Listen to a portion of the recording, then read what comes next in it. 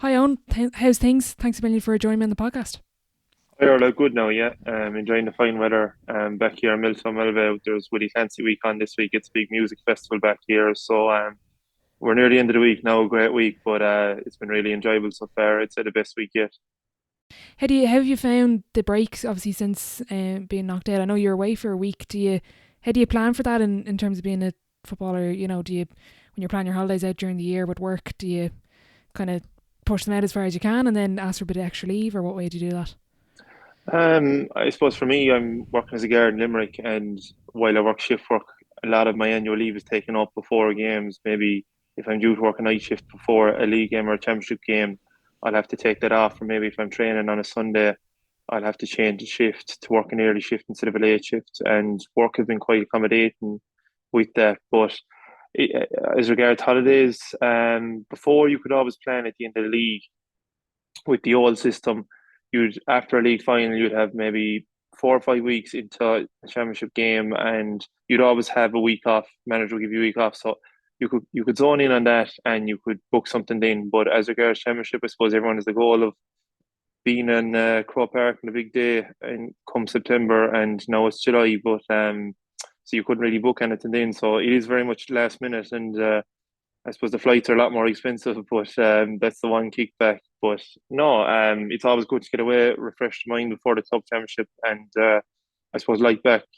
you come back, then you review the year with the team, or you go out and you socialise with teammates you train with all year, and it's a good thing too because you make friendships for life, and you get to see lads in a different light. So yeah, I suppose you can't really plan friends in the GA because I remember even one year I had a holiday booked after the league, and I think there was a snowstorm around March, April, and then the games were rescheduled.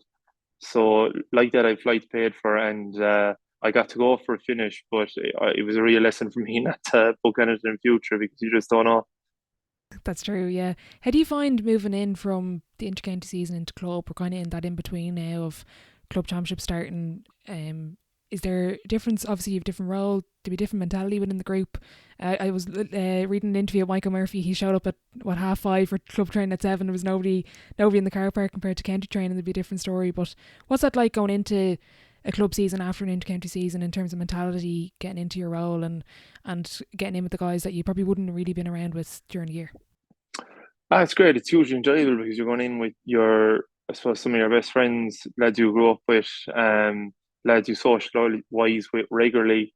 Um, it's a really enjoyable time of the year because I suppose the club is where it's at. It's where it'll always be at. But it's funny too. It's great. It's really a luxury as an intercounty player because you're coming back when everyone has gone on their holidays, when they're really zoned in, championships around the corner, sessions are getting even better. So I can see from Michael Murphy's perspective that, and from talking to my teammates, that you get a false sense of perspective on what being a club player is like all year round when you come back after an intercounty season because like that the lads will be telling me there's like a core group there, maybe of seven. They're keeping the whole thing going for the whole year.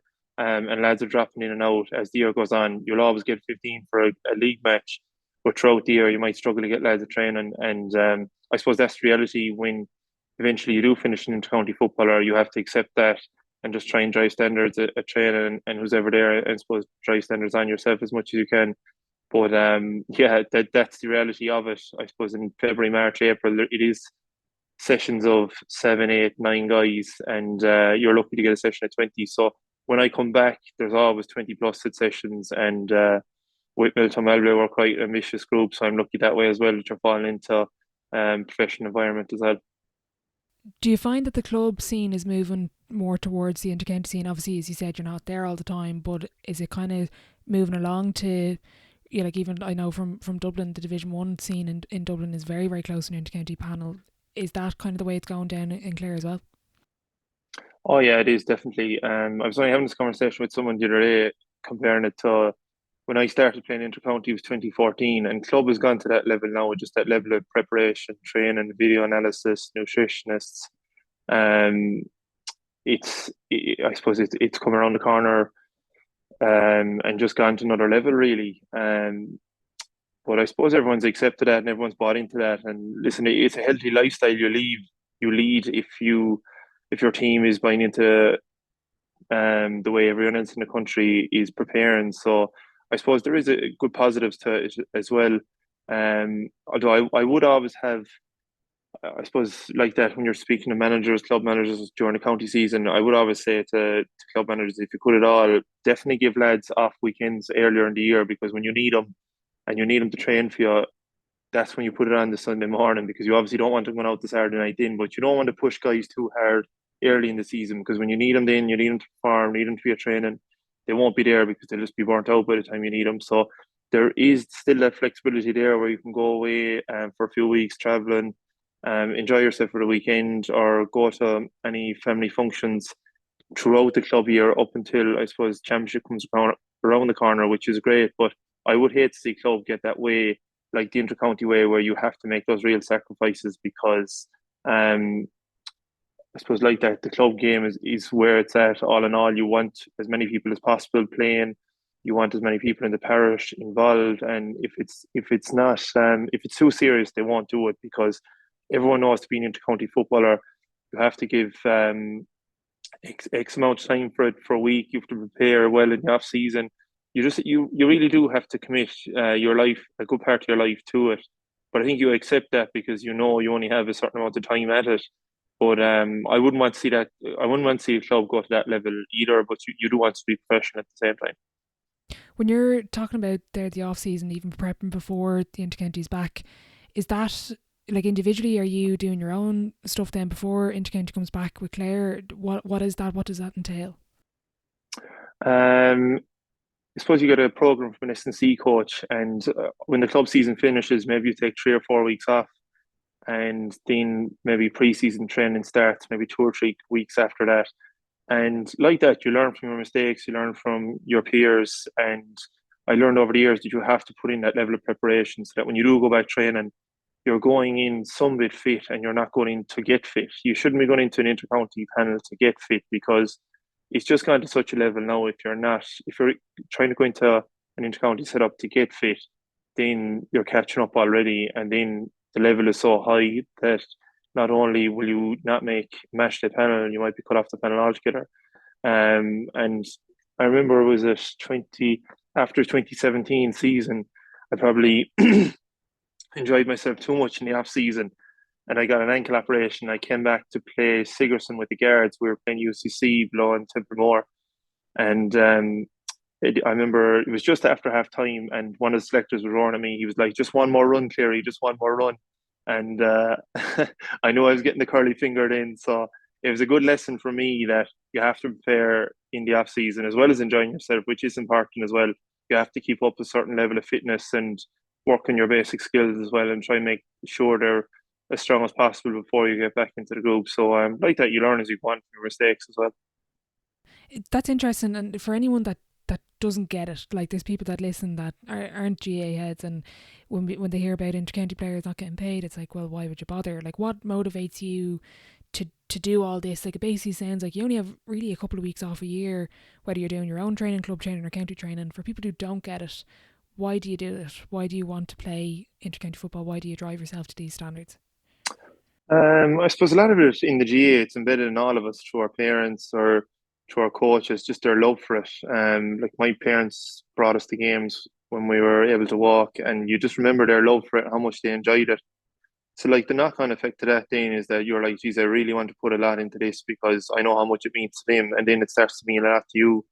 The other side of it is when you get a bit of success at all, like as a team there, if you have a big win or a few big wins during the year, and then you're like, geez, Clare had a successful year or Middletown had a successful year, then it's very much easy. It's a lot easier to go back into the group the following year and try and drive standards even higher again. It's difficult, right, when you have a poor year. Like in 2015, we had quite a poor year. We barely stayed up in Division Three, and I think we won one championship match out of 3 games. And I remember even the pre-season, it was quite tough. Colm was trying to coax guys back into the setup, and thankfully he did, because that 2016 season was one of the best we had, and the whole thing kicked off from there. But I suppose like that, there's fine margins there. If you had another poor season back to back, then guys are thinking about travelling, they're thinking about not committing to the setup. So it is that bit more difficult. But it's that addiction to success. It's the pride you have in your county. Like every day you put on the county jersey, you're against ex-rival county, and like I suppose it's that when you come back into that county, you meet people during the week in the street or in work. You see how much it means to them. It means as much to them as it means to you. So you're just trying to make people proud of County Clare and Middletown, when I'm at my club, when we're out in action with them. So that's really it. It's just about trying to install pride in the parish and the county, and just trying to drive standards then in Clare football to ensure that young kids are looking up and they have idols to look up to and they want to play for Clare, and that the likes of playing in Croke Park against the so-called bigger counties is an achievable goal. And that's really the big one, really, because it's lovely when you see meet kids after games and you see the smile on their face, and these memories stick with them.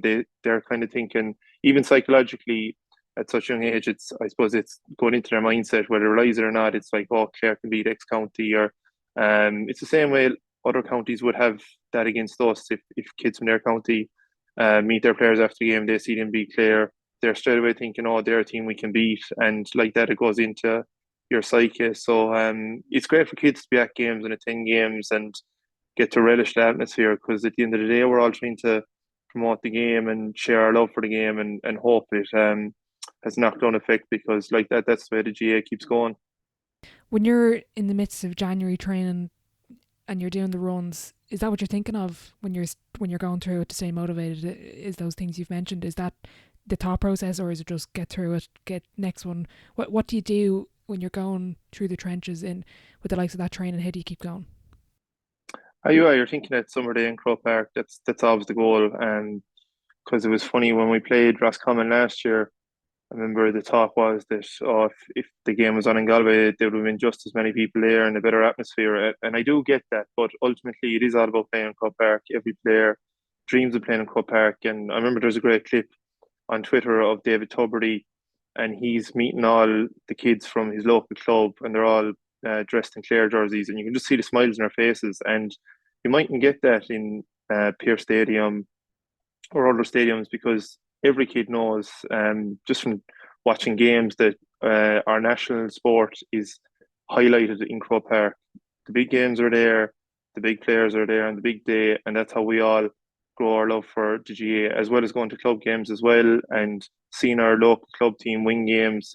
That's how we grow our love for the game. So definitely, it's thinking about those days in the summer. Even at times, while the league is probably the best competition currently we have in GA, at times it's played probably the wrong time of year. So the league in some years before can be a bit of a slog at times, but you just have to get through it, because like that, for us, playing Division Two was so important. Unfortunately, we got relegated this year, but playing Division Two definitely brought on a higher standard to the group. You have guys recently coming in like Mick Bohan and Killian Ryan, and you can see it that they're coming in and they're adjusting well to Division Two. But I suppose if it's a Division Four group that they're coming into, then it takes them a while to get up to the pace of things, where they've no choice to get up to the pace of things if they want to start for the Clare team if they're playing Division Two football, and that just brings on the group even more. So yeah, that's really what inspires me, I suppose. Obviously, with the end of the season, Colm Collins stepped away. You had a really nice, I think, piece on Twitter, and you spoke about him a few times. Describe his impact on the team, in the dressing room, on the pitch. What made him so special? Yeah, I was actually joking with one of my buddies after. He was saying, "Geez, it was a lovely tribute." And I said, "I'm going to retire from football altogether and just do Colin tributes." Um, but what makes Colm so special? Definitely just the fact he cares for his players so much. He do anything for players outside of GA, and that's the big thing with him. And you can see the love players have from him, from not just my tribute, just the way people talk about him, other stuff lads had on Twitter. Um, just even I saw something myself and Jamie Malone spoke about. We both did a piece in different papers after the game against Derry, and we were saying how there was a clap after in the dressing room after Colm spoke, and it went on for 3 or 4 minutes, and it was really really powerful, and it just showed the respect that players had for him. Like there was guys crying in the dressing room who might have only been on the panel for 2 years, and you know that's the effect he had on them. I suppose I've never seen anyone like him. How he cares for players. He always puts the player first. I remember there was one particular game I was in hospital, and um, I'd say I was in hospital for 4 or 5 days before a game, and he texted me and he said, hope you're well. Thought to which you know football, a small matter, and just hope you're back healthy soon." And it just really struck home for me, like, oh, geez, I go through a brick wall for this fella because he's not putting pressure on me to come back training or a game. And we had a big game that weekend. So he always puts the player first, no matter what. He always puts the player's welfare. If it's a guy who's maybe 20, 30% fit and he's a marquee guy, Colm won't play him because like that the player's welfare is so important to him. It always is. Even Paul Flynn was talking on the Sunday game saying that anytime he spoke with Colm Collins, it was for matters with the GPA to just look after players' own welfare again. And a special man now. And listen, he owes Clare football absolutely nothing, but you can be sure he's still there in the background driving standards in some capacity. What was your relationship like with him as a captain and being a leader within the group? Is there that constant communication, whether it's with Colin or the management team? What way does that work as a captain? Yeah, it's an interesting one, really, because before Gary retired, I would have been a bit of a messer in the group, and like that, Gary then started a leadership group around 2019, I'd say, and I was one of the players invited into it. There was about 7 or 8 of us in it, and like that, I suppose, someone giving you that leadership role in a group is very empowering, and then you get a taste of it, and you're like, geez, I'd like to step this up again. So when Gary retired, I was then made captain, and like that, then my role changed with Colm. There was a lot more phone calls. I suppose we met a few times. We would chat before sessions. I'd relay feedback players would have to him. He would relay feedback that management would have about players that we could improve as a collective, and it would be constant. But definitely, my relationship was always good with Colm, but I suppose it became even tighter because when a manager captain relationship, it really there has to be a good level of trust there. You have to have trust in each other for it really to work. You must also know that you have each other's back, and but at all, I suppose at all times, really, Colm knew that the players came first for me, and which it did for him as well. But like that, I'm a player. I'm there for the group, and that's the divide that's probably there in that at times players kind of see you as the manager's ally when you're kind of trying to balance both as best you can. It's definitely an interesting role and one I learned a lot from. But my relationship with Colm was really good, really strong throughout it, and definitely helped me do the role as best I could. Anyway. And in terms of when you're chatting to him about different things, but when you go back into the group, is that when we're talking about standards and driving standards within Clare football, is that the captain? Is it the player group? Is it the manager? Who takes the lead and gets everyone going and kind of sets the standard? What way does that work? First and foremost, definitely Colm. Colm sets the standard there. He was always driving standards within the group. Always wanted more. Always told us that we could achieve as much as we want if we played to our optimum every day we went out and we trained as hard as we could. And you knew when he was talking, he had that belief. It wasn't just a thing he was just going to say, a token effort. And when it was in his voice, it kind of did empower you a good bit. Um, for me, I suppose two things. Gary Brennan, I suppose, was an absolute gentleman, a great friend of mine, and an unbelievable leader, best captain I've ever played under.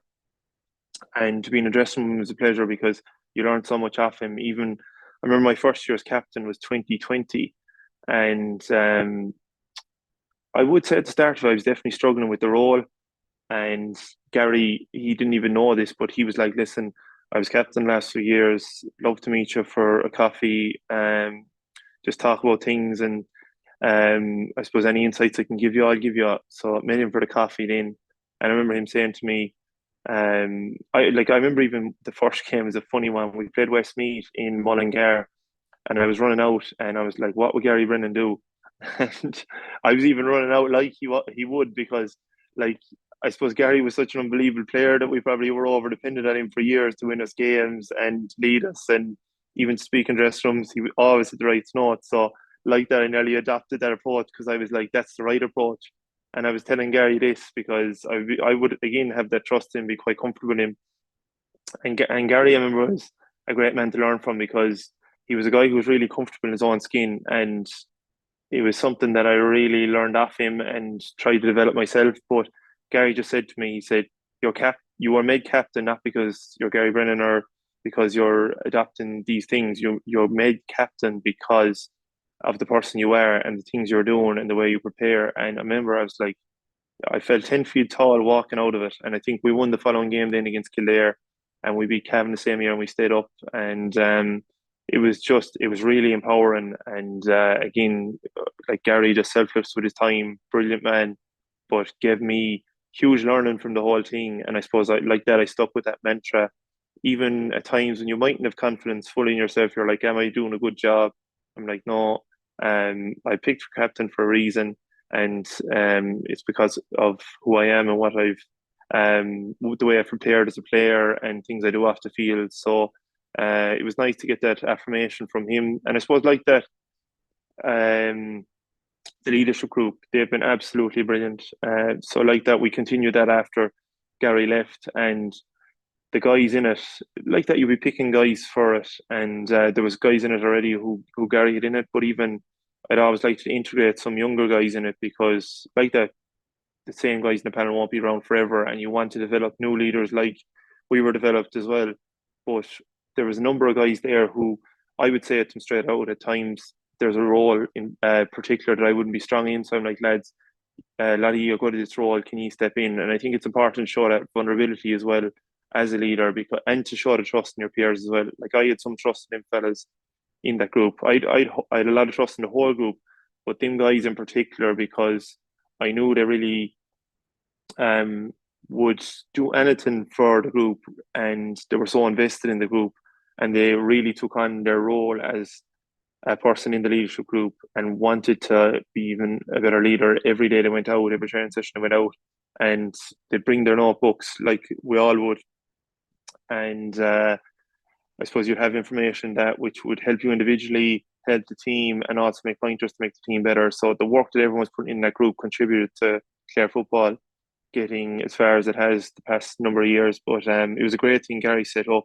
and it's something that I suppose every intercounty setup has now. But it's a great thing we've got from probably the rugby. Really, is I'd say it's been taken from. But yeah, it's definitely something that has made people in GA better leaders. What would you describe your leadership style as? Are you, apart from being maybe adopting similar style to Gary Brennan, but what kind of leaders do you look to? Do you kind of find yourself, whether it's listening to people like in the rugby space or the commercial space, is there anyone in particular that you've tried to learn from or kind of adopt similar ideas from, or you do just do your own thing, as you say, just back yourself? I've been picked for this for a reason. How do you describe your leadership style? Um, Geez, that's a good question. I would be kind of vulnerable. I would be quite a vulnerable person. Um, in the sense of around the group, I would like to show a good bit of vulnerability if we're doing an exercise with our sports psychologist or if we're just in the group itself, because like that, I think people that don't really know you starting off would be thinking, oh, he's the captain. There's a barrier straight away. I can't talk to him. He's I suppose like that they think, Jesus, everything's going brilliant in his life, or um I suppose playing wise, geez, he's playing well, so I can't talk to him or I can't relate to him. And then when you show that bit of vulnerability, people can relate to that. They could be going through the same experiences or willing to share their experiences. And then I found that that would make the group even stronger because you're developing that trust in when people start to talk about different things, and also people learn from each other as well. Um, I would be quite I suppose I'd be a good conversationist, and one of my strong traits is that I'd be very good individually with players, 1 to 30 or 1 to 36. I'd always make an effort with all of them. It could just be small things, saying hello or how are they doing, or find out their job, and just knowing more about them. So, like one thing I always say is that, um, and I'd say this to any player, if you make an effort with number 28 in the panel and you're a point down or the teams are level and you're forward and your man the defender makes a run off you, and he's a chance at a point. Number 28 could be on the pitch, and he could chase your man, and he could block him down because he's like, oh, that's a friend of mine, or that fella's, a good guy, and it develops into their psyche that almost they want to do it for you because they like you. Um, and I suppose you just don't know what goes through people's heads in games, but I'm always of the belief that if you're good to a person, they do anything for you. Like in any form of life, if you work hard for a person or if you do something for someone, like I was saying earlier about Colm, they go through a brick wall for you. So likewise, in that point, if you made a small effort with someone, they could be the one to chase your man or during the game and make a block down and subsequently save you from a bit of a skating off the manager after a game. But yeah, and like that, I suppose learning off other leaders. I was lucky enough when I was 18, I went to college and it wasn't kind of working out. I was playing football with my club, but it was my first year playing with Milltown, so I was able to play junior football at the time, and we had a junior Division 5 semi final, and the lads thought, oh, we've Eoin Cleary playing now, we'll win this. So subsequently, I kicked 8 or 9 wides. Um, Very poor game, but a very good friend of mine, Maher Street, was at the game, and he was a selector with the Clare Minors the previous year. He actually wasn't a good friend of mine at the time. Subsequently, he's one of my best friends, but he kind of saw, he was like, geez, there's something up there now, like that's unusual. And he ended up bringing me to a sports psychologist, Tom Newell from Kilconnelly in Galway, who was actually my Clare minor coach. And I suppose you're so young and naive that you don't really know what sports psychology is and you don't know who is a sports psychologist. So I was inside with him and I got some benefit out of it. And like that, I've been working with him, I'd say the past 10, 12 years, and Tom's a great friend of mine. I'd love to see him get involved with an intercounty setup because I think he'd add huge value to him. He's a Galway man at heart, so um, I'd say he'd love to win All Ireland with Galway. But he's been absolutely brilliant. He's been a huge benefit in my life, as has Morris. The two of them really, I suppose, like that, they came into my life at the right time, and I got huge benefits down the line. I suppose subsequently getting a job as a guard and also playing for Clare and captain in Clare. So definitely, I'd attribute a lot of that to those two men as well. So if they taught me anything or give me any advice, I would take it on board as well.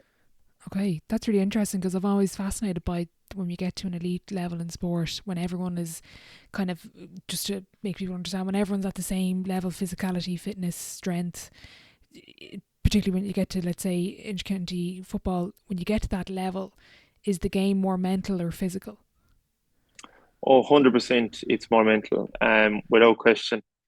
I suppose like that, players are so years ago, like, let me see, I suppose you had the likes of, I was trying to think of a specific team, but I suppose in the 90s, really, you had a lot of different teams winning the All Ireland series, like Down won it, Cork won it, Derry won it, um, Meath won it, and there was no one really consistently winning it. But I suppose like that, a group of players just decided every year, right, we're going to get really fit, we're going to give it one good year, and they got over the line. And I know people would say that's more competitive, but I think now everyone's fitness levels is at such a high level because of S&C coaches are there plenty and they're at such a high level, and lads themselves, I suppose, health and well-being is such a forefront of society today that I suppose people being in shape and eating the right things is I suppose a thing which makes you feel better about yourself. So everyone in society is doing it, not to talk about just intercounty players. But point being, I think it's like lads are so close. There's very little that separates the top teams from maybe the next tier of teams, but it is mental definitely. Like that, there may be a team. You'd see a team like I remember one year was it Kildare? Was it 2017? I think Carlow beat Kildare, and Kildare subsequently went on then and beat Mayo on the same championship. And this was a Mayo team. No, it wasn't 2017 because Mayo got that Ireland that year. Maybe 2018. So Mayo were in the All Ireland final the year before, lost to Dublin after a point, Dean Rocks free, and Carlow were Division 4 at the time, just promoted, beat Kildare, and then Kildare went on then and beat Mayo. And like that, I suppose Kildare were at their home pitch. They had the bit of fighting them from the Newbridge or Nowhere thing, and like that, the crowd were on their back probably from their loss to Carlow. But like that, I'd say in their psyche, they were like, "We're not going to be beaten today." That siege mentality, and they ended up beating Mayo, a team that were the second best team in the country. And like that, if it was a game played maybe during the league, Kildare mightn't have beat them, but it's just it developed into their psyche, right? Siege mentality here. Everyone's against us. We're not home pitch. They didn't even want the game here, and suddenly then you have that huge fire inside them. But definitely, I would say that the mental side of the game is huge now. And listen, there is some great sports psychologists out there helping teams, but you see it with Caroline Curry there. It's no secret that she's an unbelievable sports psychologist. I worked with her once before with the club, and again, really powerful session. Very lucky um, to be in her company. The same as the friend of mine, Tom Newell, and Carl Sheridan. We had him this year with the Clare team and last year, and he was at Munster Rugby. So, like that, there's huge value in it, and definitely it's if you get a really good one, it does tip the scales against a team that you're probably similar on the pitch if players buy into it. That's the other side of it as well. I was actually only in Limerick there a few weeks ago at a conference in UL, and Caroline spoke, and it was like this was a room full of excellent coaches, and I really enjoyed all the presentations, but I found her one the most powerful, and I just thought, so I can imagine what the effect that she would have on a team working with the likes of her. Are you then working obviously within the team setup, like I was saying to you before? I'm just fascinated by the individual improvement within a team environment. Are you working with a sports psychologist away from the team as well for your own improvement? Like you've seen your man Tom since you were a minor, so is that Yeah, yeah. always been as part of your routine to always work away from the group as well as within the group? Yeah, definitely. I suppose like that, it is like just falling and playing inter-county football and um getting that addiction from success. From me working with Tom and seeing the benefit of it and the benefits of my life, then it's something that you keep wanting to do because you're getting such a benefit out of it. So yeah, I've been working with him individually since 2013, I'd say.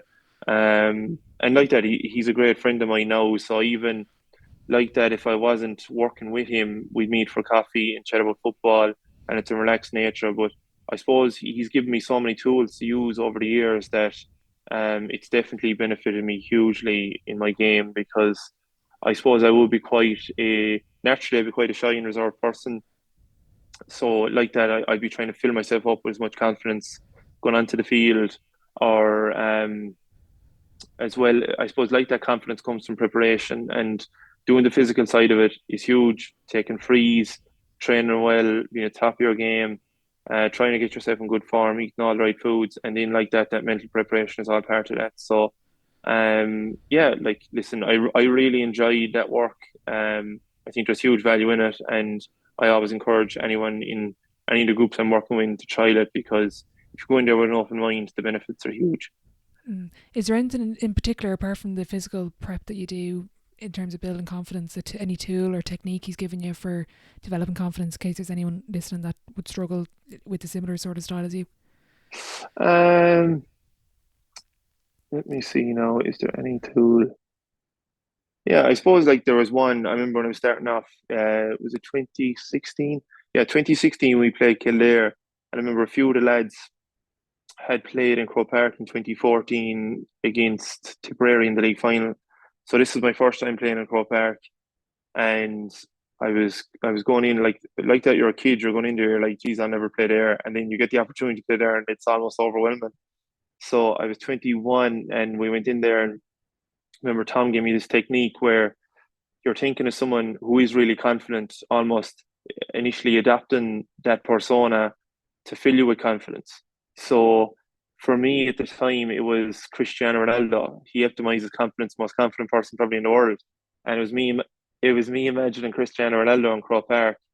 And I remember driving in the bus. I was sitting beside Jamie Malone, a good friend of mine, and I remember just thinking of that, and straight away it filled my body with confidence. And I'd have freed in to win the game, and I remember coming up to it, and I just felt so calm.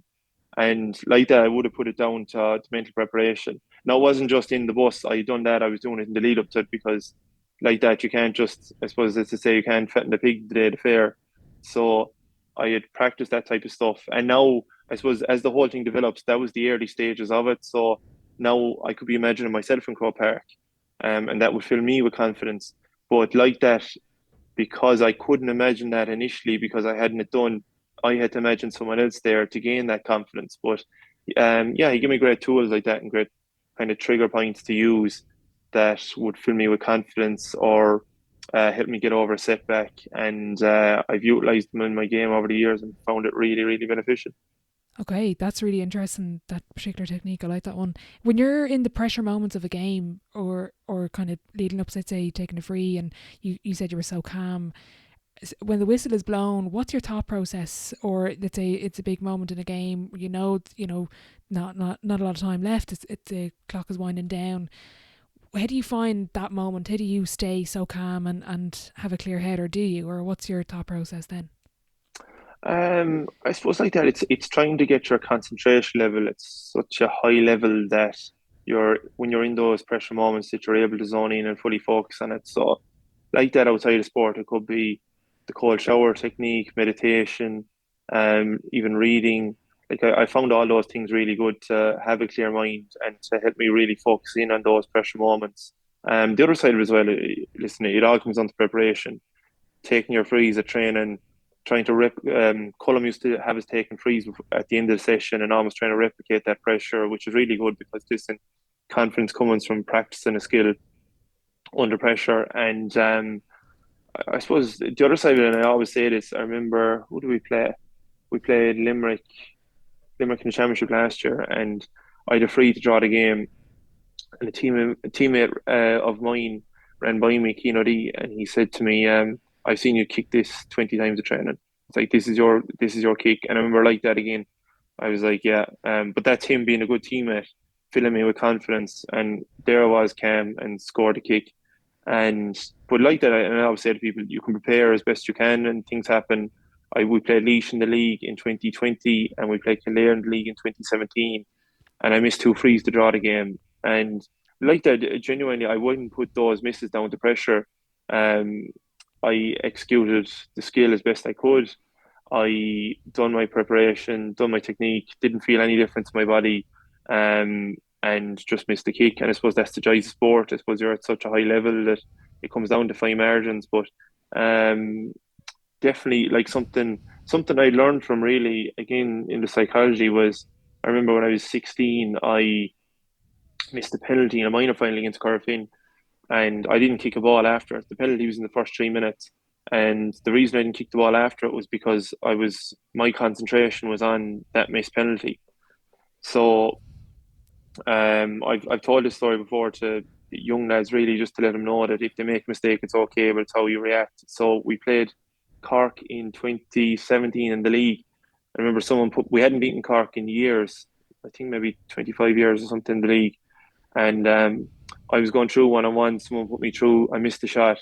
And it was a big moment in the game. And we were doing the video analysis after, and they played the clip, and as they played the clip, they kept running the clip because after I missed it, I tackled one of their players around the halfway mark and turned the ball over straight away after missing that shot and won it free. And subsequently, we ended up winning the game. Now, we didn't just win the game because of that, but for me, it was a huge marker for me to say, I've learned from my mistake. Because it's good to make mistakes because that's how you learn. If I never made that mistake and I missed that goal chance could have sat me for 20 minutes. So, yeah, I suppose, look, you're always learning, and it's great to learn from your experiences because that's the only way you'll find out how to better yourself, really. Yeah, that's brilliant. I love that. And when you talk about sports psychology, I remember an interview with Kieran Donaghy, and he was saying, when we're talking about kind of flow state, it might come up a bit, but Kieran was saying it was the 2014 final, I think, against Donegal. That goal he got, he was like, I knew I was in the flow because that was the first time, or one of the only times, sport has kind of, he said the moment was like slow motion. And I was just like, I was fascinated by that. Have you ever experienced something like that in a game? Have you ever experienced that kind of flow state or that slow motion side of things? I did actually. It was funny enough. It was that game in Kildare in 2017 when I missed the free at the end. So that's when I got out of the first day. But no, I was in it, and I remember like everything I kicked went over. It was incredible, really. I could run faster, recover faster from runs, and you were kind of like, this is unbelievable. Like, as in, how can I get into this all the time? But it's very hard to get into it. But when you're in it, you know it because every time you get on the ball, it just seems like the whole thing slows down. Every time you kick the ball, you're like, yeah, this is going over. You don't even have to look at the post. It's an incredible feeling that goes through your body. It's so hard to explain it. But yeah, I can totally resonate with that because it happened to me in that game, and I was like, geez, this is some feeling like you didn't want the game to end until I missed that chance at the end. But no, yeah, I have experienced it before, and I'm sure every player has, but I suppose when you're younger, especially, you don't know what it is, or you just know it's a great feeling. So it's a great feeling you get inside your body. It's like a warm feeling of confidence, and you feel like you can do things that you probably never did before. Yeah, I remember I was talking to, I think it was Sarah O'Donovan. I think it was very early in the podcast, and she was saying, or kind of go back to that motivation thing we were talking about, was she experienced it twice or three times in her career, and she was saying, particularly near the end, that's what her motivation was, just to get back to that, get one more at that kind of flow state thing. That was what drove her during her career, which I thought was really interesting, Mm. and kind of like driving. Like, it's funny, and someone else said it, they were like, when you're in the flow state, when as soon as you realize it, you nearly pull yourself out of it because you're like, oh, I'm in it, and then it's like, oh well, it's actually gone. Like, it's, is Yeah, it that, is it that kind of delicate's probably the wrong word, but is it just that kind of do you feel invincible? Is that really what it's like? yeah, it is, and you know what? You're right. It is quite delicate because it only takes maybe two plays after that to almost lose it. Um, but like that, when it keeps going, like I remember I got two balls near. It was in a really tight angle, and I remember just they sailed over the bar, and you're kind of like, "Geez, what is happening here?" You know, like, and you don't want it to end, but it does in weird way. It does. You feel invincible, and it's a brilliant summation of it. That's exactly how it is. But it's very hard to get in it, and um, like that, you go through it a few times probably in your career in a club game or an underage game, or you look back, and you're like, "Geez, oh, that's what it was." But if you do get in it, you're very lucky because you're in a special place and you're a huge addition to your team. One thing Colm always says to us, and it was a great point, I thought, was that if someone is hot like that or they're in that flow state, give them the ball. It's a simple tactic, but if a fella's on fire, just give him the ball or get out of his way. Because like he's the one that'll win you the game, and it'll be someone else the next day. But for that game, I suppose you just have to play to the team's strengths, and that person at that particular time is the team's strength. So I remember that was like for any coaches out there, it was a really good point because it's so simple, but it's so effective. Yeah, absolutely. When you're in the middle of your career as an intercounty footballer, and I'm very conscious you're a very driven individual from speaking to you, and it's something I'd probably struggle with. Whether you're really high after playing so well, I wouldn't be hitting frees off the sideline like you would, but and then you have a particularly bad game, and I just find myself down. I remember I was talking to Brian Gregan, and he had a really good point about celebrating every PB he had, obviously at athletics, as if it's your last, and I found that really resonated with me and has helped me a little bit. But are you conscious of in the moment, like, how do you continue to drive for standards and improve yourself? Do you always kind of, you know what am I trying to say, while you're driving for those standards and you're motivating yourself, do you acknowledge the personal best? Do you acknowledge how well you're getting on, or is it something you don't really look at? How do you find that? You have to acknowledge it because at the end of the day, if you're not enjoying it, like the final destination won't be that enjoyable because you're putting so much into it. You have to acknowledge that, geez, that was a good day today, and that was really enjoyable with my teammates, or um, skills I was working on in training, I executed today. Like that's brilliant. It's important to realize that and acknowledge that. Something that I did find myself was, especially early in my career, I was getting too high when things would go well personally and for the team, and then I get too low then likewise when they didn't. So definitely, I remember around 2021, it was something I really worked on, and just not getting too high when we won and not too low when we lost. And I found that really had a huge benefit to my own personal performance, and even I suppose my daily week, even at work, I was performing better. because my mind probably wasn't on football as much. And also, if we lost, I was able to just shake it off. Or if we won, I was able to focus on the next moment, which could be something at work or something at home, or being fully present or as present as possible when I'm in company of could be my parents or friends, and trying to have that divide between my football life maybe and my own personal life, because like that, I suppose we all want to achieve as much as we can in our sport in life because it means so much to us. But you have to have balance if you're going to get to the very, very top. I mean, you look at any of the best players in the country; they've really good balance in their work life and their sporting life. Just someone for example, there, like you look at Brian Fenton in Dublin. He does a man of the match interview. He's won back to back player of the years, and he's so humble still. Really good job, really good fella. Even we met him. I met him once before, and um, in a social setting, but you just kind of got that energy off him that he was a really warm and nice guy, really humble. And even we played Dublin this year, um, the Dublin lads were very gracious after, like they beat us by a point, and some were saying, "Geez, you were lucky there," and they're just, I suppose that's why they're so driven, really, because they can move on from the last moment to the next moment. And I think Fenton really epitomizes that Dublin squad at the moment. And is that, in terms of you developing that, is that just you after, let's say, a particularly good game, you say, right, pat in the back, you might make a few notes saying, geez, I felt really good and did all this. And then is it like, right, that's it? Is it just a conversation with yourself, or how do you kind of detach yourself from the moment? Yeah, I suppose initially maybe the day of it or the evening of it, you do enjoy it because you could be out celebrating with your teammates, or you could be at home, or it could be something you talk about to someone you trust. Having that conversation with someone you trust is important because, like that, you could want to get something off your chest if it's a good or bad day, and they might rationalize the whole thing for you, which makes you easier to move on from it then. So definitely, it's important to, I suppose, when you do have a big win, to spend time with the people who helped you get there. It's like who was saying there. I see your interview with Joe Fortune, like that. It's exactly like he was saying. Like the big wins there, it's 300 messages. The tough losses, it's the two. But it's to those people who send you the two messages. They're the ones to talk to after the game, because they'll be like, "Listen, that wasn't so bad, or that wasn't so good," and they'll bring you back down to earth again, which is what you need.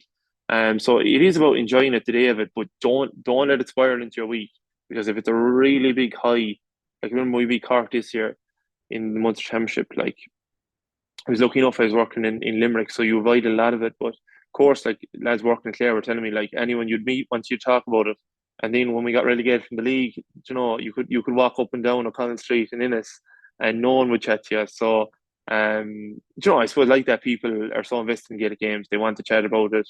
They love it. They support you, which I do get because our supporters are great. They're a small group, but um, they love Clare football, and we know that's the thing I really like as well. Actually, about our supporters over the years is that each one of us know them all individually. Um, and I know, like, it would be great to be followed by the Mayo fans or Dublin fans and get those crowds of games because, again, I suppose it breeds success because they're bringing young lads to games or people in the club. But it's really personal having that small supporter group and just meeting them after the game or meeting them in there's a particular pub in Innis. It's the football pub, Kieran's. You meet them in all after it. I suppose like that you chat to them after a win or a loss and they'll still be there the next day. So you'd always make that effort with them because you know they're loyal, and anyone who's loyal to your life, you should always make time for them. Very good. When we're talking about younger players and getting lads up to the level that you're at, is there anything in particular in terms of skills or just personal traits or qualities that it is essential to be an intercounty footballer at this point? Is there anything that you recognise, similar traits from yourselves? Obviously, everyone's an individual and we all have our own personalities, but when you look at your group of within Clare, is there any particular skills that everyone possesses or personality traits that kind of, make the stereotypical or the cardboard cutout of an intercounty footballer? I suppose if you have that, if you naturally have that single mindedness, it's great. But I suppose for a lot of people, it's a skill they develop over time.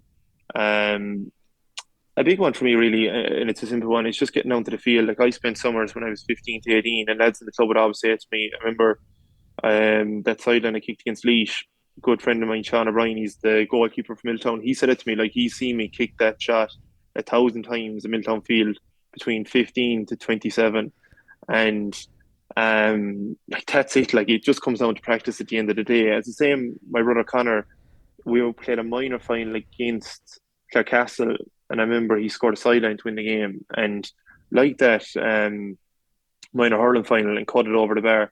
And like that, he it was all practice. He was down there at a young age with some of our friends, and it just I suppose like that. I always say to young lads, if you, it's great if you go yourself, but it's even better if you can bring your friends there because you have the crack.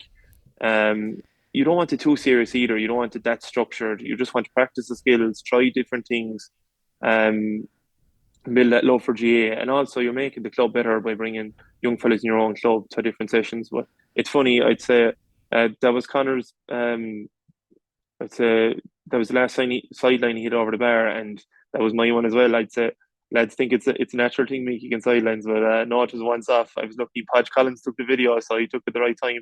Thanks for that, Podge. Yeah, there you go. That's actually interesting because Andy Moran said the same thing. I interviewed him there um, before, but I think it was actually a talk he did with, I want to say, Fermanagh Minor Boys, I think. And he was saying, you know, to develop yourself, but it's magic to develop yourself along with someone else. Get someone else with you to go down to the field, because when you're trying to make an intercounty panel, just get yourself and somebody else there. And even when you think about it, you're going to motivate yourself. You're probably going to be more accountable if you bring somebody with you to the pitch. Is there anything in particular then when you're practicing down there? I don't know if you overlapped with Mick Bohan when he Oh was down yeah. in Clare, but I have his 18 shot challenge. Is there any particular drills or particular routines or challenges that you do down the pitch apart from the sidelines? um, sorry, it actually was David Collins who took the video. It was Podge who was with him, but just to get that one correct, I suppose. But 18 shot challenge definitely is a big one. It's one we always talk about. We still develop with Clare. Like Mick was an unbelievable coach, absolutely brilliant, and I suppose brought learnings to Clare that we didn't know about at the time, and that we I suppose have followed on since. But like we'd still be using drills that Mick Bohan brought since he was with us in 2016. He was that good. 18 shot challenge is a brilliant one. Yeah, and that's the one I would do with the two footballs. It just develops both sides, gets you comfortable at both sides, and it's a great skill because look, that's where it's at. I suppose all the top guys at Inter-County, the likes of Jeremy Connolly or David Clifford, they're very comfortable under both feet, and if you can integrate that into a team at underage, think how good they'll be because we were only doing this at 20, 21, 22. But yeah, the 18 shot challenge and just developing your weaker leg. Like I remember one of the guys who used to come down to the field for us, a friend of mine, Darren McDonough. He was playing with the club at the time at minor level, and he was only 15 or 16, but he was obsessive about his weak leg, like overly obsessive, like loved kicking off his left leg. He'd be playing club games and wouldn't kick off his right leg at all.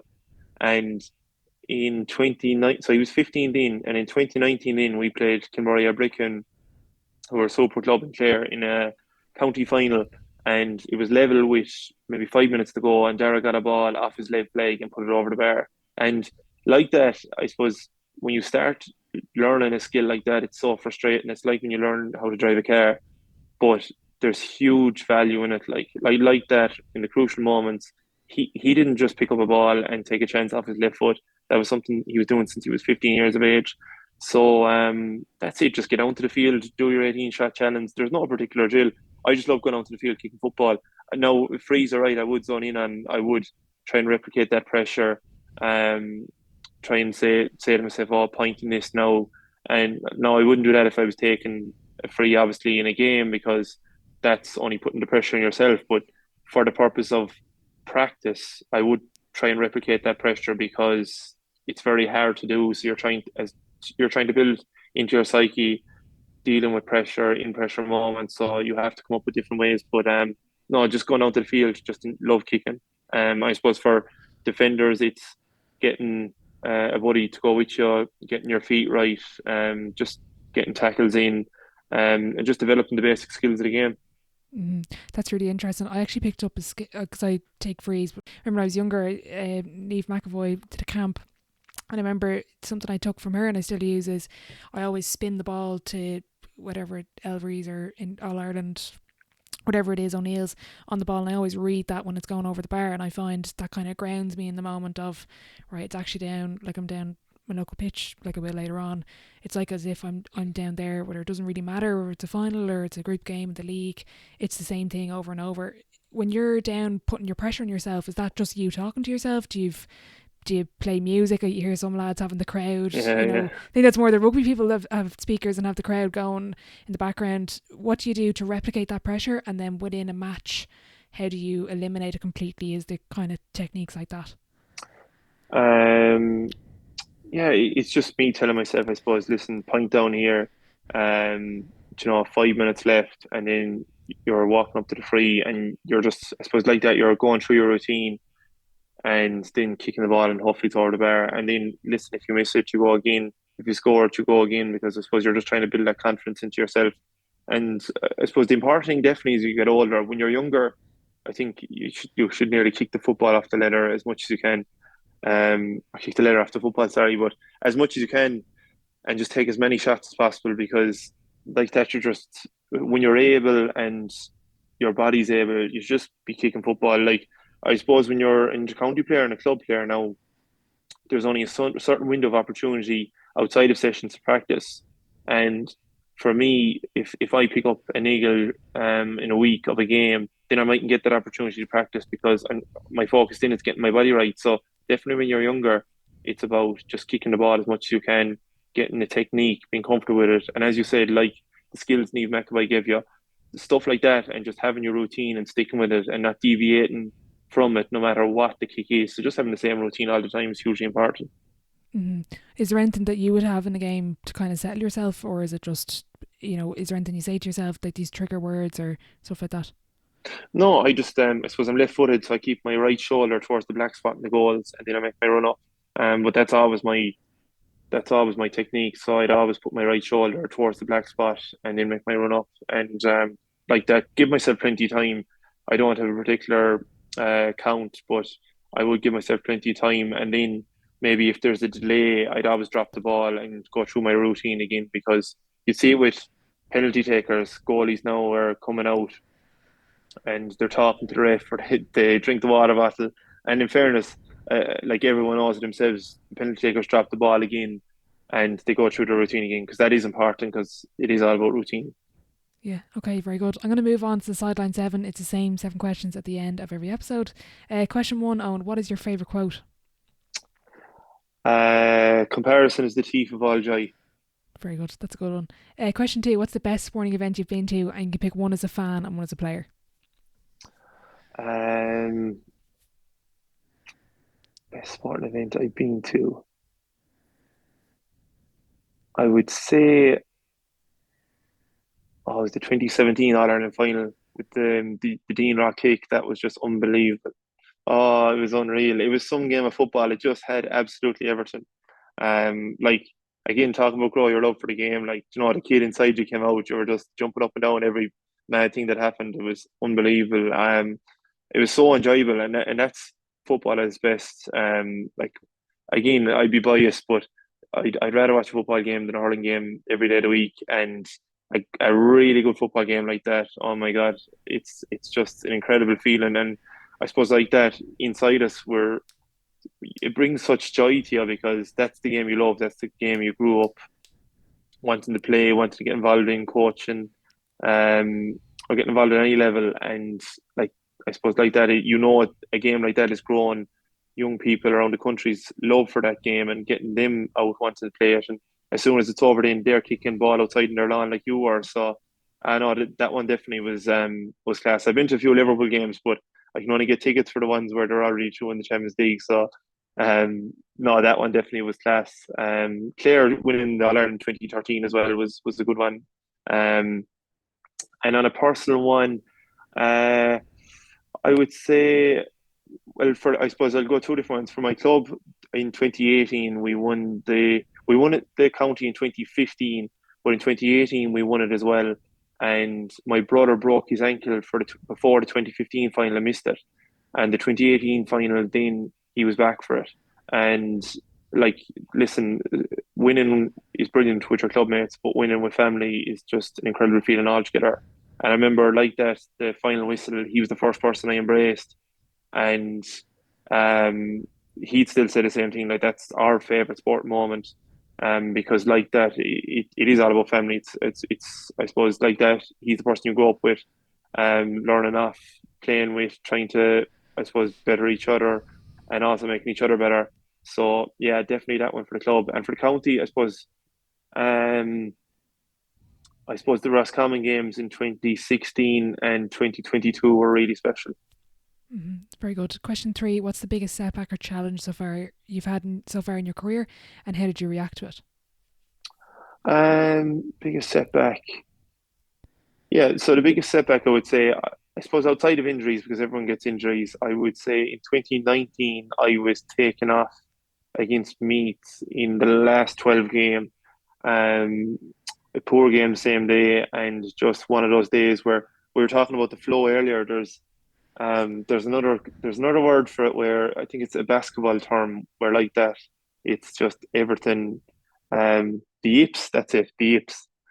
So that was the day where yeah, that was the day that was the day I got the yips anyway. So the curly finger came, and I remember after it I was like, I suppose I was really disappointed because you put so much into it, you feel like you let the group down, and then I was like, I suppose in the off season as well, Colm made me captain. So between that and me being captain, I was like, I never want to have that feeling again. So I suppose that was the motivation for me. My preparation was always decent, but for me, my preparation became meticulous then from 2019 on.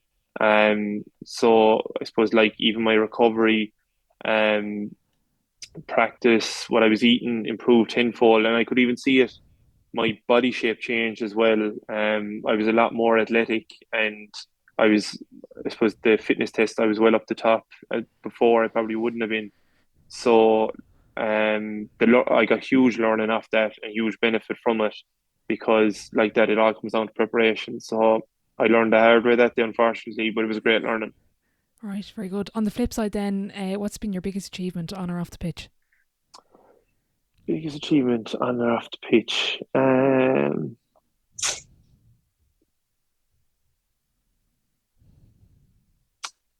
I'll go and meet my girlfriend Colette. She's a really special person in my life, and I suppose that she's the person that I'd always talk to after games and before games, and she'd be able to rationalize things quite well for me. And I suppose as captain, you'd have players' feedback and managers' feedback, and you'd have a lot of phone calls. So she's a very patient woman as well. So she's a person who definitely made me better, and also improved me as a footballer as well. So I would say meeting her was probably my biggest achievement. Question 6, then, Owen, who would be your dream dinner guest and why? And you can open up the table to a few people if you want. Dream dinner guest, that's a great question. Um, I would have said Stephen Gerrard before he took the Saudi money, but I'll have to say someone else now. Um, Dream dinner guest. You can have a dinner party if you want. That's been I everyone don't just know. keeps cheating on this one. Dude, yeah. Um, like that, Carla, I would like to hear more from Caroline Curran, definitely. I suppose like that, the team she's worked with, the people she's worked with individually, like you'd even see Paul O'Connell. Paul O'Connell is seen as a person with an unbelievable mindset, and he credits a lot of that to Caroline Curran. So she definitely be one. Um, who else is there? Um, I suppose I was a big Padraig Joyce man when I was growing up. I was a big fan of his, the left leg and the collar up, and the free taking style. So he seems like he's quite a good personality. Um, who else is there?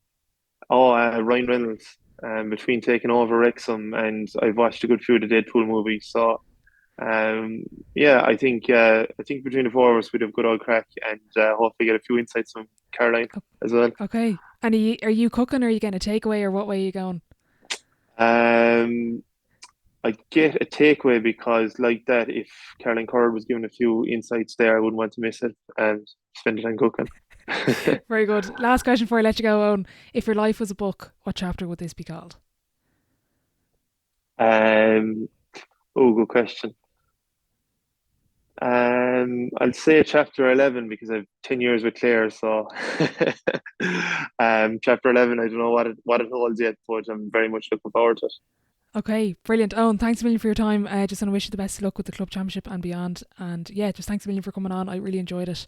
And I'll definitely be practicing the 18 shot challenge later on. Thanks, Ward. I really enjoyed it myself. Thanks for having me on.